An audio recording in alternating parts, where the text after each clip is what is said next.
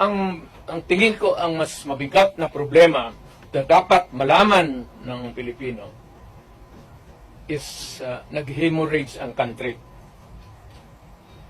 Pati yung PhilHealth nga na hindi sa gobyerno, contribution natin yan kasi kung magpa-hospital ka, noon yung may pambayad ka, depende sa ano mo, category yung rates mo. Kung ibang iyo, dividido ka talaga na pool o paglabas mo wala ka ng bayaran. Yun ang ano doon, yung 16 billion na nilipat nila. That is the most dangerous at dapat putang inestapa yan. Government malverse the money of the people. Ginamit mo yung pera ng ano? Even Congress cannot do that. Trust fund yun eh. Galing inyo yun, pati akin. Contribution yun natin para pag nagkasakit ka ng cancer, uterus, may pagpapa-opera ka. Ang ating PhilHealth funds, natin lahat ha, was about 8.9 billion, 89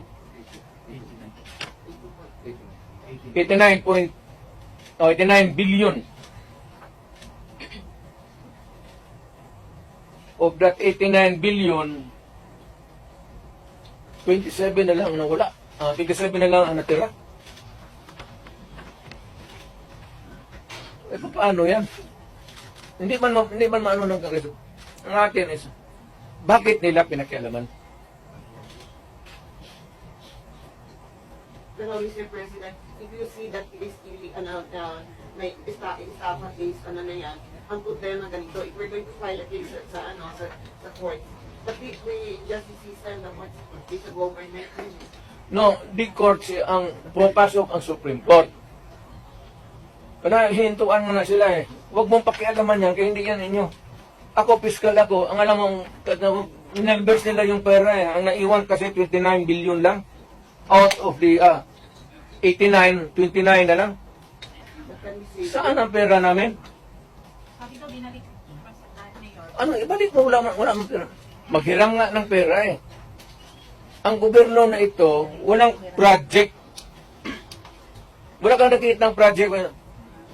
Maintenance na lang. Kasi ayuda ang akap, ayuda. Tupat. Yun, naubos doon. Naubos ni Romualdez kasi Romualdez, congressman lang, pero left and right ang pamigay niya. Oh, may tag 5 mil kayo ngayon. Kita ko sa TV ko eh. Pera natin. Sus Maria Joseph, Ginoo, Romualdez, oy. Awa ka naman sana sa amin.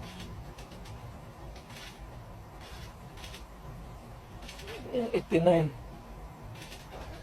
Ang Maharlika Fund, ang target nila sa ang 250 billion. Kinuha nila ang GSIS ng 62.5 billion. Yan, pera rin ng mga taga-gobyerno yang empleyado.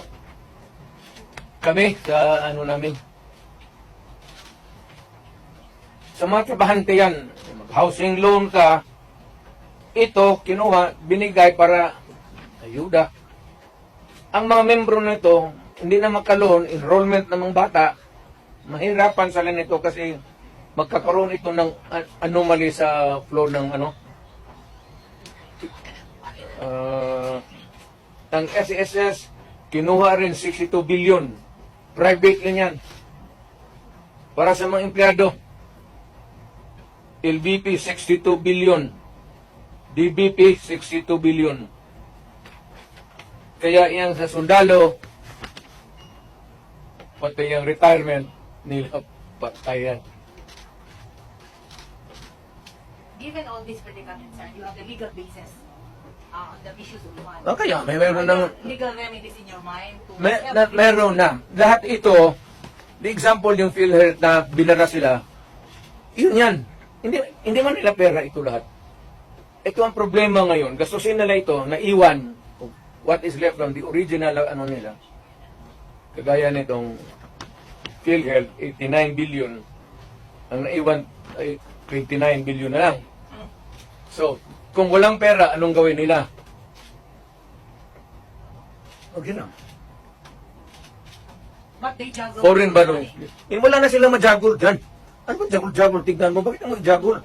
They transfer, di ba, from private to government.